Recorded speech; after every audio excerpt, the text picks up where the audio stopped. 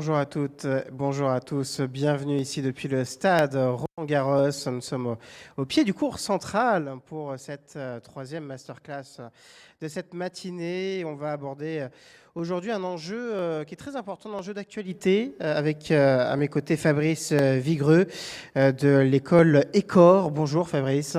Bonjour. On va aborder avec vous donc cette thématique de comment concilier les valeurs environnementales avec l'alternance quand on est dans une école de commerce. Un vaste sujet. Alors pour commencer, Fabrice Vigreux, vous êtes le directeur, le fondateur de l'école Écor. Je vous demande peut-être juste un petit mot de présentation de cette école pour le public qui est présent et le public qui nous regarde sur YouTube actuellement en direct. Oui, tout à fait. Écor, c'est une école de commerce éco-responsable. C'est une école de commerce, j'ai envie de dire presque classique, dont 25% des cours sont sur le développement durable, la transition écologique, la transition énergétique. Voilà, effectivement. Donc, l'idée, c'est d'intégrer ces thématiques environnementales au niveau donc de la formation des futurs cadres de demain. C'est bien ça, hein, Fabrice? Oui, et pas seulement. Enfin, je l'expliquerai après, mais on va même plus loin. Je pense je suis un peu jusqu'au boutiste, hein, sachez-le. Donc on va assez loin. Je ne sais pas faire les choses à moitié. Donc on a été vraiment au bout du concept. Et on est éco-responsable sous toutes les coutures. Donc que ce soit le contenu formation, aux locaux, au mobilier, à ce qu'on organise, tout. Alors, comment on peut intégrer les enjeux environnementaux, Fabrice, quand on est une école de commerce on a presque envie de te dire parfois que le commerce, c'est un petit peu antinomique avec l'environnement. Eh ben, j'ai envie de vous dire, détrompez-vous, puisque vous vous rendez bien compte que chaque grand groupe de n'importe quelle entreprise aujourd'hui a un RSE, un programme RSE impactant énorme. C'est même l'enjeu numéro un. Ce n'est pas que du greenwashing. Il y en a certainement, mais dans la majorité, ça n'est pas le cas. Ce qui veut dire que maintenant, on a changé de paradigme. On est passé à un autre concept, une autre conception de vendre, de marketer, de communiquer. Et le but, c'est de se préparer à tout cela. Là, il y a un vrai changement radical, il y a un vrai virage. Et nous, ce qu'on souhaite, c'est former justement les étudiants actuels à à ce changement et qu'ils soient prêts et qu'ils donnent même les bons ressorts et les bonnes réponses, qu'ils apportent les bonnes réponses à ces entreprises.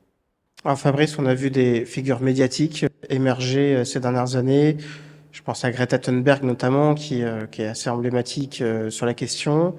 Est-ce que vous avez ressenti cette tendance de fond également, vous, au niveau de vos étudiants, des étudiants de plus en plus imprégnés par ces questions environnementales? Bah, j'ai envie de vous dire, je pense qu'il y a juste à allumer la télé. Enfin, peut-être pas en ce moment, mais sinon, quand on allume la télé, il y a toujours un dérèglement climatique, il y a toujours une problématique sur l'eau, sur les ressources naturelles, sur l'énergie, etc. Il faut être aveugle et inconscient pour pas se rendre compte du changement qui a lieu, et il faut s'y préparer. Donc là, je sais que j'ai pas mal de sondages qui ont eu lieu, notamment où 94 des étudiants, je dis bien étudiants, craignent pour l'environnement climatique. J'ai aussi que plus de 40% des étudiants souhaitent avoir un job impactant avec des valeurs. Tout ça fait que ça correspond aux valeurs que j'inculque et à l'école, et puis même aux autres écoles, hein. J'ai envie de dire que de toute façon, on va tous être obligés d'aller dans cette voie-là. C'est très clair, hein, là c'est édifiant hein, pour le coup, Tout à fait. Fabrice. Vous pensez, vous, alors vous êtes à la pointe au niveau des corps, évidemment, c'est l'ADN des corps, Exactement. mais globalement, aujourd'hui, il y a vraiment un effort à faire au niveau des écoles de commerce. Mais complètement, parce qu'en fait, là, les écoles de commerce, je ne vais pas cracher dans la soupe parce que c'est très bien qu'elles fassent des formations dans le développement durable ou autre. Mais le problème, c'est que c'est une formation parmi d'autres. Elle n'est pas au cœur de l'école. Et nous, ce qu'on fait, c'est que justement, l'école, nos locaux sont à la pointe de la technologie en termes de HQE, haute qualité environnementale.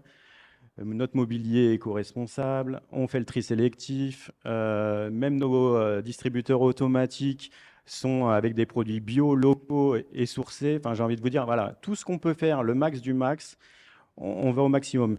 Et là où je veux en venir, c'est que ça me fait penser à certains constructeurs automobiles, voilà, qui ont une voiture électrique dans leur gamme.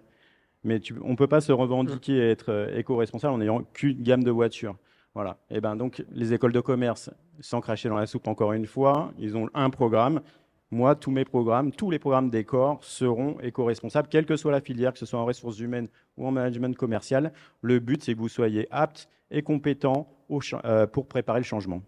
Vous êtes le directeur, le fondateur des Exact. corps. Comment vous avez recruté vos profs? Ça ne doit pas être évident forcément de trouver des profs Eh ben, sur ces questions-là. Eh ben, détrompez-vous. Alors déjà, j'ai beaucoup de professionnels. Et détrompez-vous, ça intéresse beaucoup de monde. Et au contraire, en fait, à chaque fois qu'on parlait du projet, alors c'est pas moi qui ai fait le recrutement directement, c'est ma responsable pédagogique, mais à chaque fois qu'on parlait du projet, que ce soit aux étudiants ou aux formateurs, tout le monde adhérait. Enfin, j'ai jamais entendu quelqu'un nous dire votre projet, il est nul. Enfin, j'ai envie de vous dire, voilà, tout le monde était intéressé, tout le monde avait envie de venir. Et ça a été assez facile en réalité, vraiment assez facile. Nous, on leur donne le programme. Le programme est déjà statué et ils construisent leur module en fonction de notre programme. Alors souvent, en corollaire, quand on parle d'environnement, il y a aussi une question de démocratie. Est-ce que vous associez aussi les étudiants, pourquoi pas, dans des initiatives qui pourraient vous faire remonter pour que votre école ou vos Mais programmes soient encore plus verts? exactement. Alors, oui, c'est ça. En fait, on est assez dans l'échange, dans la communication, dans l'humanisme, au sens large de humanisme avec un grand H. On a un président du BDE qui est complètement inclus au sein des équipes, que l'on aide, on finance des choses, il nous propose plein d'éléments, il est en contact régulier directement avec nos étudiants. Donc effectivement, il y a un chemin.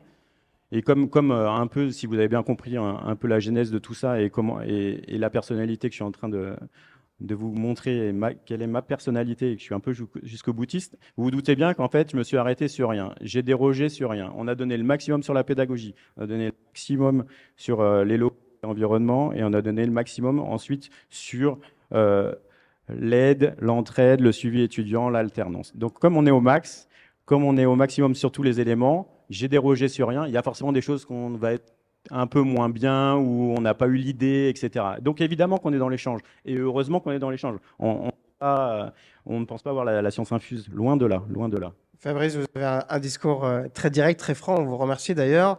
Est-ce que vous pensez que vos challengers, les autres écoles de commerce, elles en font assez? Et est-ce que vous les avez vus s'adapter justement à ces questions, à ces enjeux environnementaux? Bah, c'est un peu ce que je vous laissais sous-entendre tout à l'heure. C'est qu'effectivement, ils créent une formation en développement durable ou un truc un peu éthique ou durable, etc. Mais pour moi, on va pas au bout des choses. Ils vont pas au bout des choses parce qu'ils se donnent pas les moyens. C'est faites ce que je dis, donc ils vous enseignent ce qu'ils ont envie de vous enseigner, mais ne faites pas ce qu'ils font. C'est-à-dire qu'ils ne font pas ce qu'ils devraient faire pour le développement durable, pour l'environnement, pour la planète, le tri sélectif dans chaque salle. Enfin, ça, c'est des trucs basiques, mais je suis persuadé que c'est pas fait. Donc, voilà, ça, ce sont des petites choses qui sont simples à faire et qui sont déjà un point important et qui pourrait faire progresser les écoles, les autres écoles, effectivement. Donc il y aura une sorte de greenwashing aussi dans les écoles. Il y en a partout du greenwashing. Il y en a partout. Il y en a certaines, oui. Il y en a certaines, non. Elles sont pleines de bonne volonté, mais voilà, on peut toujours aller plus loin. Comme je vous le disais, moi, je suis jusqu'au boutiste, donc moi, je vais loin. Alors vous allez loin et vous allez aussi sur la voie de l'alternance, parce que Ouais. c'est aussi l'une des particularités Alors, des corps. Alors comment on peut concilier ce souhait de respecter l'environnement, de protéger l'environnement, avec également le développement professionnel d'un étudiant qui va s'engager sur une voie en alternance? pour moi, il n'y a aucune incompatibilité, mais zéro. En fait, le point de départ, c'est que moi, je crois en l'alternance, mais à mort. Quand je dis à mort, moi, je suis directeur développement aussi du groupe Collège de Paris. On a 18 000 étudiants, et sur les 18 000 étudiants, on a 80% d'alternants. Euh, L'alternance, pour moi, c'est l'inclusion. Ça permet à quel que soit votre statut social de pouvoir progresser dans une entreprise. Ça, pour moi, c'est essentiel. Que vous soyez fils de quelqu'un d'hyper connu ou que vous veniez d'une tour dans une banlieue, peu importe, nous, on n'en a rien à faire. Déjà, l'école vous coûtera zéro, c'est l'entreprise qui finance, et vous avez un job, vous avez un CV qui se construit, et vous avez normalement un emploi dans la foulée. Alors, pourquoi l'alternance et surtout pourquoi associer ça à l'éco-responsabilité? Mais parce qu'en fait, il y a de plus en plus d'offres déjà sur des entreprises, tout à l'heure j'en parlais, qui ont des programmes RSE très forts, mais pas que. On est une école de commerce, en fait, j'ai envie de dire. Un poste en RH dans une entreprise, que vous suiviez une formation RH, RSE responsable, éco-responsable, qu'est-ce que ça change par rapport à un RH d'une école de commerce basique? C'est vous qui allez leur apporter une plus-value. C'est vous la plus-value en réalité. Parce qu'on vous a enseigné, ce qu'est l'éco-responsabilité. Et c'est très important, surtout pour les TPE et les petites PME qui n'ont pas forcément conscience de ça et qui peuvent se fermer des portes, puisque de plus en plus, vous verrez que les très grandes entreprises ne travailleront qu'avec des TPE ou des PME qui ont un programme éco-responsable. Et si elles ne le font pas, elles n'ont pas pris le bon virage. Alors, j'imagine qu'avec vos différentes écoles, vous travaillez avec beaucoup d'entreprises. Est-ce que vous avez des exemples de bons élèves en matière environnementale? Mais il y en a plein, en fait. Vraiment, il y en a plein. Danone, c'est bien. L'Oréal, c'est bien. Sanofi, c'est bien. Tout ça, ils ont un vrai programme impactant. Après, c'est sûr que je ne vais pas citer ceux qui font du greenwashing, mais c'est juste évident. Voilà, il y a ceux qui sont dans des filières pétrolières, et vous vous doutez bien qu'on peut pas faire d'éco-responsabilité quand on fort du pétrole et qu'on on en fait du plastique ou de l'essence. Ou du carburant, voilà, tout cela, nous on ne travaille pas avec eux. Ah, j'ai oublié de dire quelque chose. Nous on travaillera en alternance avec des entreprises qui ont un programme RSE impactant. Donc on ne travaillera pas avec ces entreprises pétrolifères, on ne travaillera pas avec des entreprises qui font du greenwashing avéré. S'il y a un alternant un de vos étudiants qui vient vous voir avec un contrat d'alternance de Name and Shame, et prenons par hasard Total, Mais très vous bon dites exemple. non. Et on a dit non. J'ai dit non cette année, effectivement. C'est un choix quand même audacieux presque, j'ai envie de dire. Il faut qu'on puisse se regarder dans une glace, non? Enfin, je sais pas. Si je vous dis j'ai une école éco-responsable, nos locaux, ils sont nickel. Mais je place 20 de mes étudiants chez Total ou chez, je ne sais pas, ou Air France, parce que, voilà, une compagnie aérienne. Ben, ça, c'est du greenwashing. Ben, non, non, je n'en fais pas. Mais aussi, j'y pense aussi par la même occasion, Fabrice, mais vos étudiants, c'est peut-être aussi des ambassadeurs d'une démarche plus vertueuse en matière d'environnement, des porte-parole de la bonne parole, sans doute, non? Exactement. Alors j'en ai 3 d'ailleurs sur le salon, sur mon stand. Mais oui, oui, c'est ça. Et puis pas que mes étudiants présents, mes étudiants également en cours.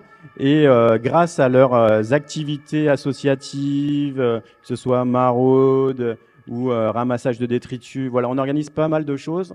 Là, j'ai pour ambition également cette année de réaliser un voyage humanitaire. Alors je sais, voyage humanitaire, qui dit voyage humanitaire dit avion, et je suis pas très RSE. Je me suis vraiment posé la question longtemps, mais vu que c'est pour une bonne cause et pour réaliser quelque chose d'impactant localement et qui reste, je pense qu'on sera gagnant. Et j'aimerais vraiment qu'on aille en Afrique cette année pour faire quelque chose dans l'humanitaire. Je peux pas le dire parce que c'est en pourparlers, mais voilà, j'aimerais vraiment qu'on fasse des choses au-delà de notre périmètre. Est-ce que vous êtes convaincu d'une certaine manière que l'alternance peut aussi contribuer à faire évoluer le comportement des entreprises et à leur faire prendre en compte en fait ces enjeux-là? Mais complètement. Alors, pas les grandes entreprises, on va pas se mentir, parce que les grandes entreprises, elles ont déjà leur programme RSE, etc. Mais tout à l'heure, je parlais des TPE, des petites PME, mais c'est évident. C'est évident que, alors, faut pas arriver le premier jour en disant non, mais là, ce que vous faites, c'est n'importe quoi, c'est pas RSE. Faut quand même prendre des gants et être diplomate et expliquer les choses. Mais je pense qu'ils sont tous dans une réflexion, en tout cas, où ils savent que le monde change. C'est juste qu'ils sont tellement dans le brouillard ou dans leur nébuleuse ou dans leur travail qu'ils ne se rendent pas compte que, en changeant juste une petite chose, même pas pour plus, peut-être même pour moins. Alors, Fabrice, on va pas se mentir, on est très cash depuis le début de cette masterclass. Évidemment, l'enjeu de l'argent et du salaire est aussi une vraie question. Est-ce qu'on peut évoluer dans une entreprise qui est green, qui est verte, qui a vraiment un impact concret pour l'environnement, et puis prétendre à un même salaire que dans une entreprise un petit peu moins green? Ou est-ce qu'il faut faire des concessions? Non, non, évidemment que c'est la même chose en fait. Tout à l'heure, je vous ai parlé de grandes entreprises qui avaient des gros programmes RSE. Ces grandes entreprises, elles payent très bien. Plein de startups également qui se créent chaque jour, des startups green, environnementales, avec des super concepts. Et évidemment, les startups, ça peut grimper très vite et ça peut être ultra impactant. Pour moi, il n'y a aucune corrélation entre une école de commerce green et une école de commerce classique sur le salaire. Donc on peut avoir La même chose. la même chose, on peut C'est prétendre la même juste chose. vous, en tant qu'individu, qui apportez le changement. Alors, il y a une phrase de Nelson Mandela que j'aime bien citer, c'est l'éducation est l'arme la plus puissante pour changer le monde. Bah Qu'est-ce que ouais, vous en pensez, Fabrice? si vous allez sur mon site internet, c'est en gros, c'est la phrase. Donc Nelson Mandela, il avait cité cette phrase dans un autre contexte qu'on connaît tous, sauf que ce contexte, juste en changeant le contexte, cette phrase, elle veut toujours dire la même chose, en fait. Formation qui va vous permettre d'exercer le changement sur le monde. Et moi, j'y crois fortement. Tout à l'heure, je vous parlais, je crois à l'inclusion, à la méritocratie, je crois au changement par... Et l'individu, c'est vous. L'individu, c'est vous en tant que vous, mais c'est également vous en tant que futur salarié ou salarié lorsque vous aurez votre entreprise. Et c'est vous qui allez amener le changement. Un peu trop, gouvernement, etc. Il faut qu'ils aillent dans le même sens que nous et toujours de manière très appuyée, mais le changement, il passera par le peuple. C'est une évidence. C'est une évidence. Alors Fabrice, d'un point de vue très concret, c'est vrai qu'on parle depuis tout à l'heure d'imprégner l'environnement et les questions environnementales au sein même des écoles de commerce. Comment ça se matérialise? Est-ce qu'il y a des cours?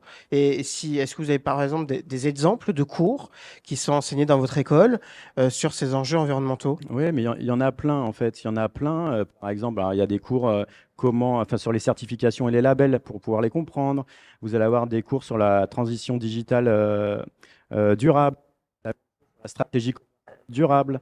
On peut avoir des cours sur le QHSE, le RSE, etc. Mais ça, dans chaque filière, ça vous permettra d'avoir des bases sur l'environnement, ce qu'il faut faire et tout. Et ce qui est important, cours de géopolitique, parce que la géopolitique, elle est au centre de tout. Alors dans les écoles de commerce, j'ai envie de dire classiques, il y a souvent une formation qui est green, un bachelor ou C'est ça. un diplôme qui est green et puis le reste est très classique. Vous, chez vous, tout est green. Donc, Tout est green. combien vous avez de formations? Quelles sont-elles? Est-ce que vous pouvez nous en dire un petit peu plus sur ces formations à l'école? Alors, cette année, c'est ma première rentrée. Donc, j'ai envie de dire que là, pour l'instant, on est parti sur quatre formations. J'en ai une autre pour l'année prochaine, je pourrais peut-être vous la dire après. Mais en fait, on a une filière RH, donc bachelor RH responsable, j'insiste sur le mot responsable, et et un MBA RH responsable également. Et ensuite, on a une filière plutôt commerciale au sens large, c'est manager commercial responsable en bachelor et en MBA. Et là, on est en train de créer avec un comité de perfectionnement et un comité d'impact, on est en train de créer une filière sur un MBA finance verte. Vous voyez, on reste toujours dans mon verre, toujours sur les mêmes valeurs, les mêmes critères, toujours la même chose.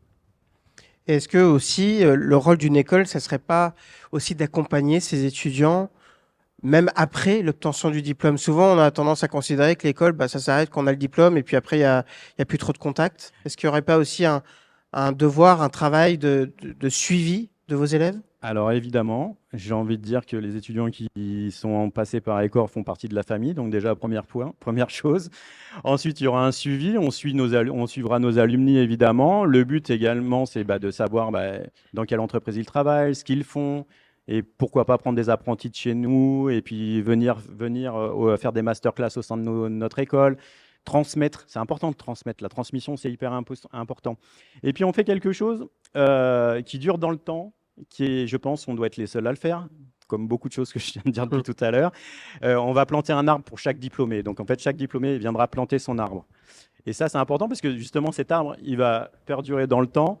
Et le fait d'être passé chez nous et d'avoir obtenu son diplôme, il y aura un arbre qui correspondra avec votre nom et qui dira sur des décennies et des décennies que vous êtes passé chez nous.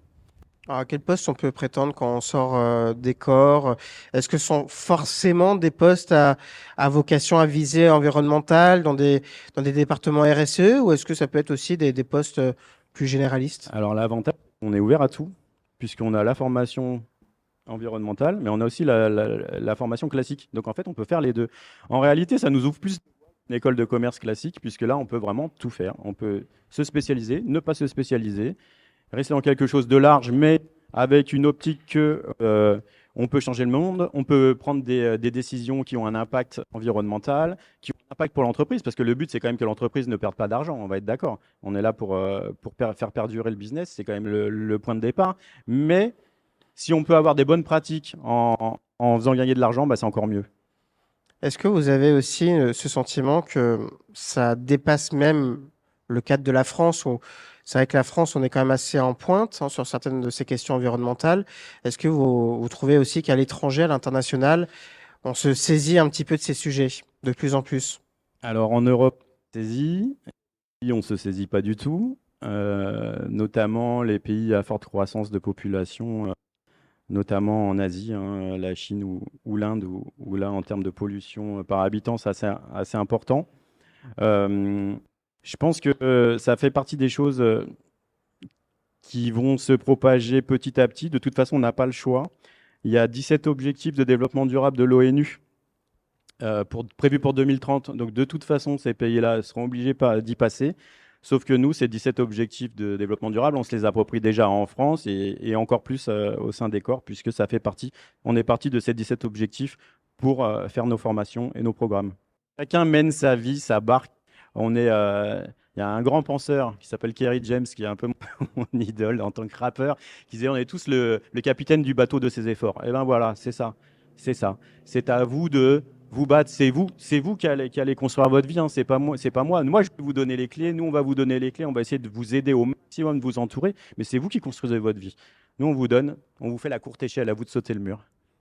Et aussi, ça passe aussi peut-être par le mélange des cultures et pourquoi pas aussi peut-être développer au sein de votre école des échanges entre des étudiants étrangers et des étudiants français? Complètement. Alors déjà, les échanges de culture, je pense qu'on est en France. Donc, si on ouvre les yeux, il y a de l'échange des cultures. Mais sur les échanges internationaux, oui. Alors, j'ai la chance de faire partie du groupe Collège de Paris et on a énormément d'échanges internationaux dans de nombreux pays. Je ne peux pas tous les citer. Le but, c'est que nous, qu'on fasse le tri justement pour trouver ces fameuses universités ou écoles étrangères avec une vocation éco-responsable. Mais je ne m'interdis pas, si je vous le dis comme ça, avec une petite forme négative, c'est que j'y ai pensé, de créer une école prochainement à l'international. On peut en savoir plus ou c'est Non, encore au stade de non, projet? c'est un projet, c'est un projet. J'ai plein d'idées, mais il n'y a rien de finalisé. Alors, d'un point de vue plus concret, cette fois-ci, Fabrice, si on est intéressé pour vous rejoindre, j'imagine que le processus de sélection doit être aussi différent des écoles de commerce classiques. Il y a un dossier, j'imagine, et il faut peut-être aussi montrer patte blanche sur ses convictions Un en matière peu, d'environnement, non? un peu, et oui et non. Alors, je voulais pas être complètement fermé. Je trouve que c'est une erreur. Le but, c'est justement, puisqu'on parle tout à l'heure, on parlait d'éducation, de transmettre et de la transmission. Si on commence à pas vouloir transmettre à ceux qui ne connaissent pas, je pense qu'on a perdu toute vocation. Donc, pas de tout. Effectivement, vous allez avoir un test de personnalité. On va étudier votre dossier scolaire. Vous aurez un entretien d'évaluation. À l'issue de cet entretien, vous aurez un mini test oral sur les connaissances environnementales, mais qui ne sont nullement préjudiciables sur votre admission. C'est juste pour savoir si ça vous intéresse. Mais même si ça ne vous y êtes pas intéressé avant, le fait de postuler chez nous nous fera dire que vous avez envie de vous intéresser. Et moi, je suis preneur. Moi, je préfère répandre la bonne parole, entre guillemets, partout auprès de mes étudiants, étudiants français, que de rester dans un vase clos où c'est ridicule. Non, non, on est là pour s'ouvrir. Est-ce que vous avez un conseil à donner? Alors, il y a peut-être des lycéens qui sont avec nous dans le public. Un conseil pour un lycéen qui se retrouve bientôt à l'heure des choix. Bon, là, on est encore un petit peu tôt dans l'année, mais ça va arriver très, très vite à l'heure des choix, de Parcoursup notamment. Est-ce que vous avez un conseil à leur donner? Alors, j'ai ma fille qui est dans le même cas. Je sais pas si je peux donner des conseils. Non, alors le premier conseil, je pense que c'est déjà de parler avec des écoles. Il faut faire des salons, ne serait-ce que pour discuter, essayer de comprendre quel est l'ADN de l'école. C'est hyper important, les valeurs. Deuxième chose, c'est de savoir ce qu'on a, nous, on a envie de faire. Alors, je sais que c'est difficile de savoir ça quand on a 17 ans, mais peut-être de savoir dans quelle thématique on aimerait aller, sur quoi on aimerait s'orienter, ou au contraire, rester le plus large possible pour s'ouvrir le champ des possibles et on se dira, bah, je me spécialiserai en bac plus 4-5. Moi, honnêtement, je pense qu'il faut faire des écoles spécialisées quand on a une idée très précise de ce qu'on veut faire. Sur généraliste, vous affinerez votre mode de pensée par l'alternance, par des stages, en ayant été sur des cas concrets et vous direz, bah, ça me plaît, je ne savais même pas que ça existait et j'ai envie de faire ça plus tard. Construisez-vous, prenez de l'expérience, faites des choses. On a peut-être aussi le droit de se tromper, en fait. Complètement, je me suis trompé. On a le droit aussi de se réorienter et de peut-être pas forcément persévérer quand une voie qui nous a C'est ça. été proposée ne nous convient pas au C'est final. exactement ça. Tout à l'heure, je parlais d'école spécialisée. J'ai fait une école spécialisée à la sortie du bac et je ne travaille pas du tout dans ce domaine-là. Donc, journaliste. J'ai fait une école de journalisme. Mais je travaille pas du tout dans ce domaine-là, pas du tout, du tout, du tout. Et je m'éclate dans l'enseignement supérieur parce qu'il y a la transmission, parce qu'il faut aider les jeunes, parce qu'il faut qu'ils puissent construire leur vie, qu'ils aient un beau job, etc. Et je trouve que c'est hyper valorisant. Je trouve ça formidable. Moi, j'ai trouvé ma voie. J'espère que vous allez la trouver. Mais évidemment qu'on a le droit de se tromper. Et vous allez vous tromper et vous allez même changer de boulot. Ça se trouve, vous allez faire un métier pendant 5 ans et puis vous allez rechanger et rechanger. Et puis peut-être vous allez devenir entrepreneur, mais qu'à 20 ans, c'est trop tôt et que vous le ferez à 30 ou 40 ans. C'est pas grave. C'est vous qui décidez de votre vie. Ils viennent de quel cursus d'ailleurs vos étudiants, Fabrice? Ils viennent d'un petit peu partout? Vous êtes ouvert, bac pro, bac techno, Alors, tout est possible ou il faut en, quand même avoir un minimum en de fait, garantie scolaire, on va en dire? fait, j'ai deux écoles. Là, on parle d'Ecor, qui est l'école de commerce Mhm. éco-responsable. J'ai une école d'assistanat éco-responsable. Et moi, Ecor, on commence à bac plus 3. On fait 3, 4, 5. Mon école d'assistanat, on est en post-bac. Euh, Puisque quand on est en bac plus 1, 2, Mhm. quand on est en alternance, si on arrête nos études, on sera assistant, il ne faut pas se mentir. Donc voilà, c'est une école d'assistanat éco-responsable et j'ai une école de commerce éco-responsable. Non, non, mais moi, comme je vous l'ai dit tout à l'heure, je suis fermé à rien. On a le droit de se tromper, on a le droit de changer de voie. Ce qui est important, c'est la motivation et le travail personnel. À partir de là, j'ai pas de problème. Donc si on a envie de réussir, si on se donne les moyens de réussir, c'est un peu l'école qu'il nous faut en fait. Si J'ai on même a... envie de dire que ça, c'est l'école de la vie. Ouais. Il faut se donner les moyens pour y arriver. Et que vous soyez étudiant, que vous ayez 15 ans, que vous en ayez 20, que vous en ayez 40, c'est la même chose. En 2001, je suis sorti de l'ESJ et il y a eu la crise enfin, il y a eu les attentats du Twin Tower et il y a eu, par voie de conséquence, on parlait de géopolitique tout à l'heure, mais par voie de conséquence, la crise dans la presse écrite, parce qu'à l'époque, il n'y avait pas trop Internet, je suis vieux, je sais. Il n'y a pas trop Internet. Et moi, pour payer mes études, donc c'est marrant, je ne savais même pas que l'alternance existait à ce moment-là. Et moi, pour payer mes études, j'étais surveillant dans un collège, puis dans un lycée, et j'ai adoré le contact avec les jeunes. J'ai adoré ça. Je faisais du tutorat, je les aidais, etc. Et il se trouve que après, je suis rentré chez Acadomia, mais comme conseiller pédagogique dans un premier temps, et très vite, je suis passé directeur d'une agence. Et après, je suis parti dans le monde des écoles je suis entré au Collège de Paris. J'ai créé Ascensia. C'est moi qui ai créé Ascensia au départ. Ascensia Business School, c'est moi. Mais enfin, en tant que salarié, hein, j'ai rien, j'ai aucune part. Et j'ai créé, par contre, là, j'ai créé Exchange College, qui est une école de finance. Et là, cette année, c'est mes deux bébés. Ecor et Car, mes écoles de commerce éco-responsables, ça me ressemble, ce sont mes valeurs et j'y crois à mort. Merci pour cette Merci beaucoup question. pour Pas la... d'autres questions dans le public. Bon, de toute façon, on aura l'occasion de vous retrouver, Fabrice, hein, au Ouais, sein du salon Your Future avec votre stand tout à fait. qui est présent. Merci beaucoup, Merci à Fabrice, vous. pour cet échange très direct. Donc, président fondateur d'Ecor, C'est donc ça. cette école de commerce qui a pour vocation à faire concilier environnement et business. Exactement.